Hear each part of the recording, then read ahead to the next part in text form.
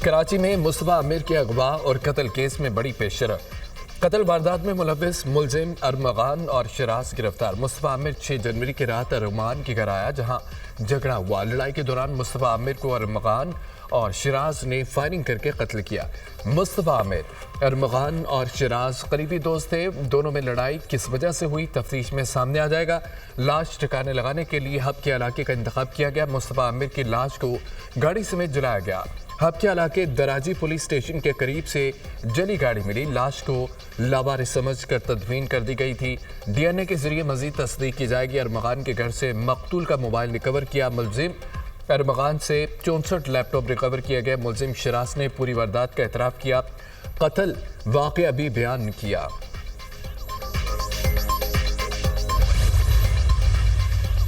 मुस्तफा आमिर के कत्ल की वजह लड़की का मामला निकला। मुलजिम शिराज के तफ्तीश में सनसनीखेज इंकशाफात। अरमगान ने मुस्तफा को बहाने से घर बुलाया। लोहे के रॉड से 3 घंटे तशद्दुद करता रहा।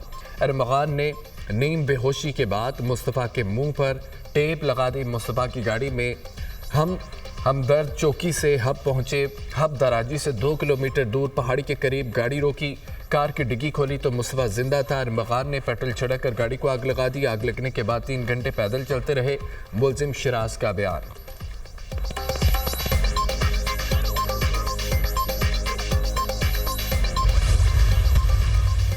वज़ीर-ए-आज़म से इंटरनेशनल फाइनेंस कॉरपोरेशन MD और एग्जीक्यूटिव नायब सदर मुख्तार ट्यूब की मुलाकात हुई है।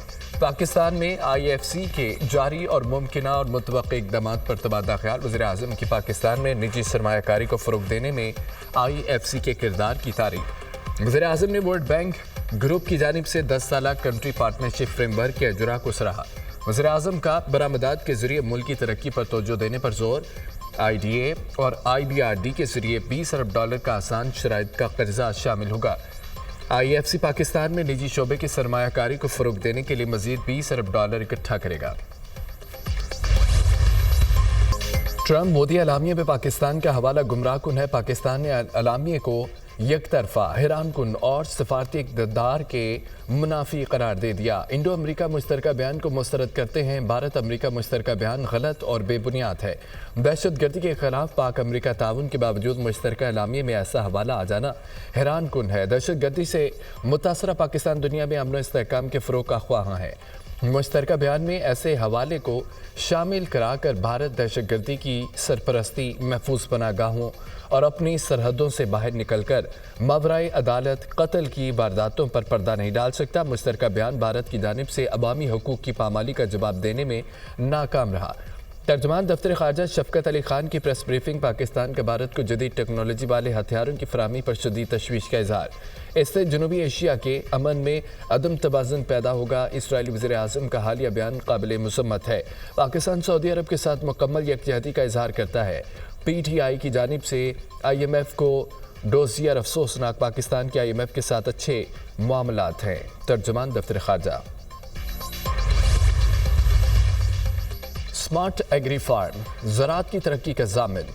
Army chief general Syed Asim Munir और वज़ीर आला पंजाब समेत आला हुकूमती अहदेदारों का SIFC के ग्रीन कारपोरेट इनिशिएटिव का दौरा। वज़ीर आला मरीम नवाज़ ने smart agri farm, green agri malls और एग्री रिसर्च सहूलत सेंटर का इफ्तिताह कर दिया। दौरे के दौरान शुरका को ज़री शोबे की तरक्की के लिए इस्तेमाल होने वाली जदीद ज़री मशीनी का मुआयना भी कराया गया। किसानों को महंगी मशीनी खरीदने के बजाय आसान किराए पर मशीनी हासिल करने के मौके मुयसर होंगे। जदीद आबपाशी के निज़ाम के क़याम के लिए पंजाब भर में 25 ग्रीन एग्री मॉल तैयार। साल के इख्तिताम तक मुल्क भर में 250 ग्रीन एग्री मॉल की तकमील मुतवक्के है। आर्मी चीफ और वज़ीर आला पंजाब का ज़रूरी शोबे की तरक्की के लिए GPI की कारकर्दगी पर मुकम्मल इत्मीनान का इज़हार।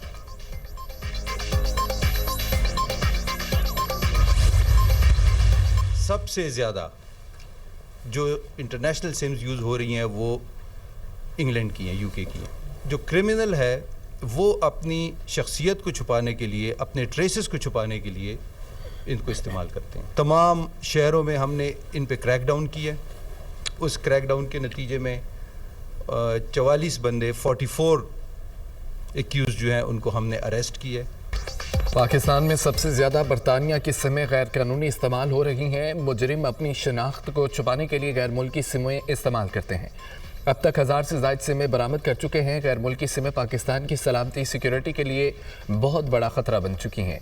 दहशतगर्दी, खवातीन और बच्चों को इन सिमों से हरासा किया जाता है। सबसे ज़्यादा जराइम गैर कानूनी सिमों के इस्तेमाल के हैं। Additional DG FIA cyber crime doctor Waqaruddin की प्रेस कॉन्फ्रेंस। FIA का गैर कानूनी इंटरनेशनल सिमों के खिलाफ मुल्कगीर कार्रवाई का ऐलान।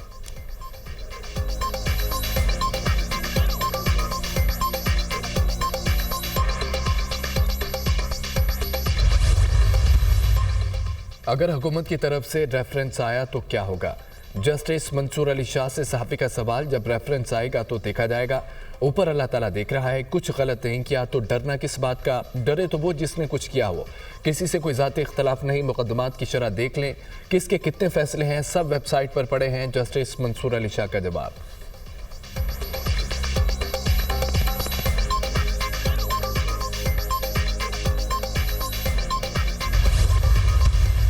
खान ने नहीं निकाला है और न खान जो है मेरे साथ ऐसा कर सकता है, क्योंकि खान का मैं बहुत ही बुरे वक्तों में उनके बहुत करीब रहा।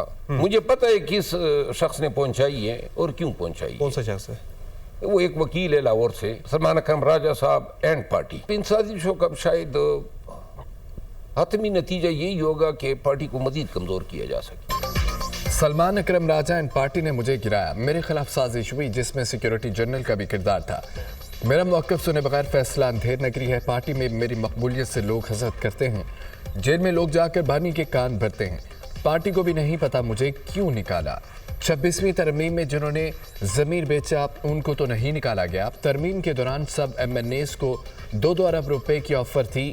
मुझे भी 2 अरब रुपए की ऑफ़र हुई थी। जेल में बानी PTI से सियासी मुलाकातें मैंने शुरू करवाई। दूसरी मुलाकात के बाद मुझे ही मुलाकातों से बाहर कर दिया गया। शेर अफजल मरवत की programme tonight with Samar Abbas में गुफ्तगू।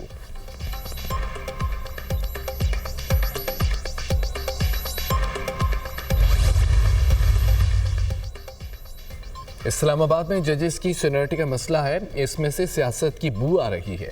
पीका एक्ट को सेंसरशिप टूल के तौर पर इस्तेमाल किया जाएगा। पुरअमन एहतजाज इज़हार राय का हक ख़त्म कर दिया गया। आप नफरतों का तूफान बढ़ा रहे हैं। पीका एक्ट के तौर पर सोशल मीडिया पर बम शेल फेंका गया। सेनेटर अली जफर की मीडिया टॉक। खान साहब ने लेटर लिख के उस लेटर को भी फुटबॉल की तरह एक दूसरे को पास ऑन किया जा रहा है। हमने बड़ी कोशिश की कि मसाइल सियासी का सियासी हल निकले। मुज़ाकरात के लिए कमेटी बनी। हुकूमत ने उससे राह फरार इख्तियार किया। अगर आप पाकिस्तान तहरीक इंसाफ के मेंबर्स को असम्बली के फ्लोर पे बोलने नहीं देते तो फिर अपने इरादों का इजहार कर ले। ये डेमोक्रेसी चलनी है या नहीं, आवाम की और तरफ देख ले। बानी PTI ने कौम की नुमाइंदगी करते हुए संजीदा खत लिखा। इस खत को फुटबॉल की तरह एक दूसरे की तरफ आसान किया जा रहा है। हमने सियासी मसाइल का सियासी हल निकालने की कोशिश की। हुकूमत ने मुज़ाकरात से राय फरार इख्तियार की। PTI के मेंबर्स को असम्बली में बोलने की इजाज़त नहीं दी जाती। आप अपने इरादे का इजहार कर लें। क्या डेमोक्रेसी चलनी है? चेयरमैन PTI बैरिस्टर गौहर की मीडिया से गुफ्तगू।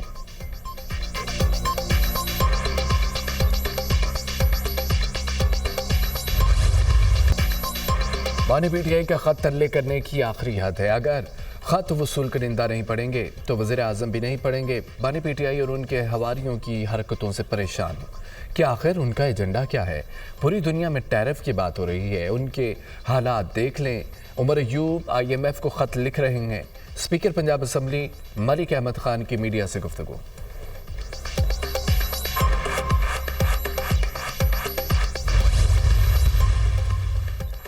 बानी को माफ़ी वज़ीर आज़म से मिलनी है, किसी और जगह से नहीं। अब बानी PTI मिन्नत तरलों पर आ गए।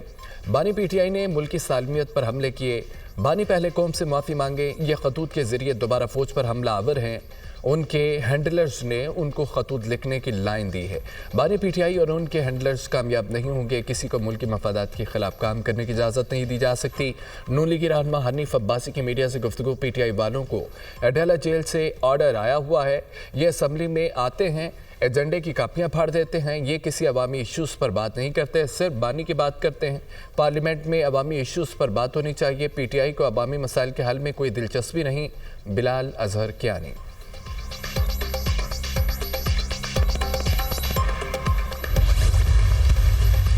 just a certain amendments, anti-human trafficking और anti-baggery gangs जो ये बाहर exports कर रहे हैं और पाकिस्तान का image tarnish कर रहे हैं और unfortunately young girls were being exported for illicit purposes. So these laws have been amended in order to curb those menaces, and I believe that with the amendment of in these laws things would improve और उनकी जो convictions हैं, prosecutions हैं वो बेहतर होंगी। Senate में इंसानी स्मगलिंग की रोकथाम का बिल मंजूर, सजा 3 साल से बढ़ाकर 10 साल करने की तजवीज़। वज़ीर क़ानून आज़म नज़ीर तारण ने बिल ऐवान में पेश किया। कश्ती डूबने के हादसात हुए, हमारा इमेज ख़राब हुआ। अंडर एज गर्ल्स की स्मगलिंग का बड़ा संगीन इशू है। वज़ीर क़ानून आज़म नज़ीर तारण के सेनेट में इज़हार ख्याल कहा, पाकिस्तान से उम्रा ज़ायरीन की आड़ में बेकारी बैरून मुल्क जाकर मुल्क की बदनामी का बाइस बन रहे हैं। कानूनी बिल्स का मकसद जराइम में मुलव्वस अफराद को सख्त सजाएँ देना है। सेनेट में इनकम टैक्स तरमीमी बिल 2025 पेश, बिल को सिफारिशात के लिए कायम कमेटी बराए ख़जाना भिजवा दिया गया।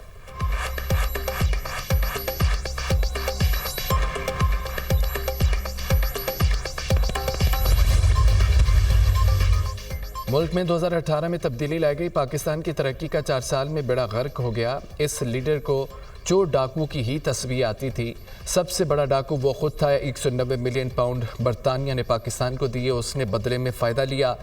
उससे बड़ा दस्तावेजी डाका दुनिया में किसी ने नहीं डाला। जिन दहशतगर्दों का हमने सफाया किया उनको दोबारा मौका दिया। आज वो दहशतगर्द अमन व अमान ख़राब करके सरमायाकारों को भगाना चाहते हैं। वज़ीर मनसूबाबंदी एहसन इकबाल का तकरीब से खिताब।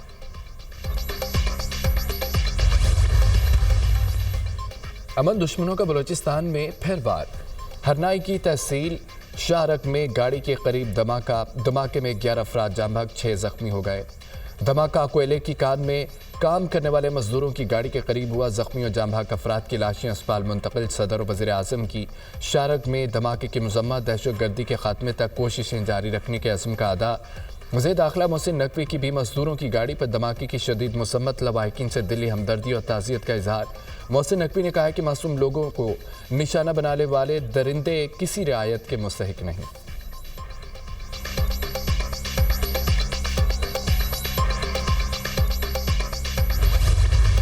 सुप्रीम कोर्ट में नए तैनात जजेस ने हल्फ उठा लिया। चीफ जस्टिस याहिया अफरीदी ने जजेस से हल्फ लिया। हल्फ उठाने वालों में 6 मुस्तकिल और 1 आर्जी जज शामिल। हल्फ उठाने वाले जजेस में justice Mohammad Hashim Kakar, justice Mohammad Shafi Siddiqui, justice Salahuddin, justice Shakeel Ahmed, justice Aamir Farooq और जस्टिस इश्तियाक इब्राहिम शामिल हैं। जस्टिस मियां गुल हसन औरंगजेब ने बतौर एक्टिंग जज हल्फ उठाया। चीफ जस्टिस ने जस्टिस मियां गुल हसन औरंगजेब से अलग हल्फ लिया। बलूचिस्तान हाई कोर्ट के जस्टिस मोहम्मद एजाज सवाती ने कायम मुकाम chief justice Balochistan high court के ओहदे का हल्फ उठा लिया। गवर्नर बलूचिस्तान ने जस्टिस मोहम्मद एजाज सवाती से हल्फ लिया। जस्टिस सरफराज डोगर ने कायम मुकाम chief justice Islamabad high court का हल्फ उठा लिया। सदर मुमलिकत आसिफ अली जरदारी ने कायम मुकाम चीफ जस्टिस से हल्फ लिया। जस्टिस जुनैद गफ्फार ने बतौर कायम मुकाम chief justice Sindh high court हल्फ उठा लिया। गवर्नर सिंध कामरान टिसोरी ने जस्टिस जुनैद गफ्फार से हल्फ लिया। जस्टिस SM अतीक शाह ने कायम मुकाम chief justice Peshawar high court के ओहदे का हल्फ उठा लिया। गवर्नर फैसल करीम कुंडली ने जस्टिस SM अतीक शाह से हल्फ लिया। तकरीब में वज़ीर आला KP अलीमीन गंडापुर की भी शिरकत।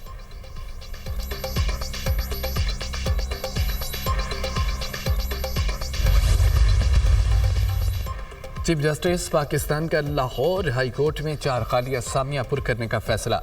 चीफ जस्टिस याहिया अफरीदी ने जुडिशल कमीशन का इजलास 28 फरवरी को तलब कर लिया। पंजाब के 8 सेशन जजों में से 4 जजेस को लाहौर हाई कोर्ट का एडिशनल जज मुकर्रर किया जाएगा। सेशन जज राजा गजनफर अली खान, कैसर नसीरबाद, मोहम्मद अकमल खान और तनवीर अहमद शेख का नाम लाहौर हाई कोर्ट के लिए तजवीज़।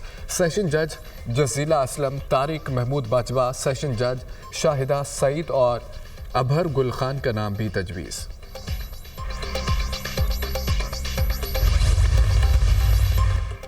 वज़ीर ख़जाना मोहम्मद औरंगजेब की ज़ेर सदारत इक़्तिसादी रब्ता कमेटी का इजलास सदर मुमलिकत के नाम डिस्कोर्स के हसस की मुंतकली की मंजूरी। कानूनी पेचीदगियों से बचने के लिए सदर मुमलिकत के नाम पर शेयर्स मुंतकिल किए जाएंगे। वज़ारत तिजारत की इम्पोर्ट पॉलिसी ऑर्डर 2022 से मुतालिक समरी की मंजूरी। ECC ने पाकिस्तान के नए डेवलपमेंट बैंक की मेंबरशिप की मंजूरी दे दी। NDB में 5,882 कैपिटल शेयर्स की खरीदारी की तौसीक। वजारत पेट्रोलियम की सिंगापुर में जॉइंट ट्रेडिंग कंपनी से मुतालिक समरी भी मंजूर। ऐवान सदर के लिए 5 गाड़ियों की खरीदारी के लिए 8 करोड़ 40 लाख रुपए की ग्रांट भी मंजूर। गजा में जंगबंदी मुआहिदा हमास आज 3 गैर कमालियों को रिहा करेगा। बदले में इसराइल 369 फ़लस्तीनी कैदियों को आज़ाद करेगा। ये रिगमालियों में अमरीकी निजात इसराइली साजे एलेक्जेंडर तोफानोफ और यायर हॉर्न शामिल है। रिहा होने वाले फ़लस्तीनियों में 36 उम्र कैद की कैदी भी शामिल। 333 फ़लस्तीनी कैदियों का ताल्लुक गजा से है। जंगबंदी मुआहिदे के बावजूद इसराइल की जारी इसराइली फ़ौज की शाम के जुनूब मगरबी देहात में पेश कदमी और कब्जा